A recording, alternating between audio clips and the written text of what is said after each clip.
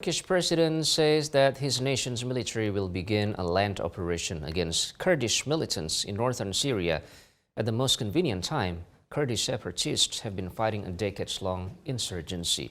There have been global calls for restraint. VOA's Henry Ritchell has more on the reports. Cheered on by his party lawmakers Wednesday, Turkish President Recep Tayyip Erdogan vowed to escalate the military offensive in Syria. While we press ahead with air raids uninterrupted, we'll crack down on terrorists also by land at the most convenient time for us. Turkey blames PKK, Kurdish terrorists, for a November 13th bomb attack in Istanbul that killed 8 people. Kurdish groups deny responsibility. In response, Turkey carried out air raids on Kurdish positions in Syria and northern Iraq, which Ankara claims killed 184 militants. Kurdish groups say only civilians were killed and said Turkey was conducting a genocidal war. Rockets were fired Tuesday from Syria across the border into Turkey, killing at least 3 people. The escalation threatens to ignite a febrile region, contested by global and regional powers and their allied militias amid the fallout of the Syrian civil war. Turkish forces entered northern Syria in 2016 in Operation Euphrates Shield, targeting Islamic State and, more recently, Kurdish militants. Turkey and its allied Syrian militias now control large areas along the border.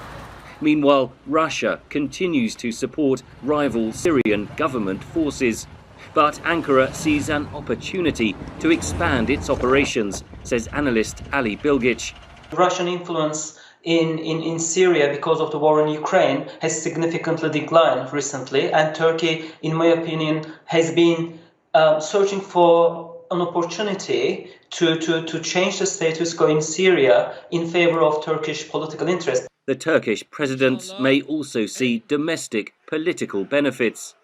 Turkey will be able to send more Syrian refugees back to Syria, and it will be important political success for the Erdogan government in consideration of the forthcoming elections in June 2023. Turkey's threat of a renewed offensive poses a challenge for NATO ally, the United States. Washington supported Kurdish YPG forces in the fight against Islamic State. The US still has around 900 troops in northern Syria. In a statement to VOA, the Pentagon urged restraint, saying these actions threaten our shared goals, including to continue the fight against ISIS. Russia has also called for de-escalation, but Turkey sees itself in a strong geopolitical position, argues Bilgic.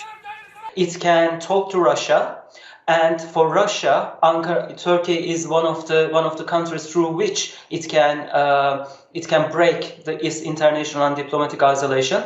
And United States needs Turkey because pretty much Turkish forces are the only NATO forces in Syria against Russia.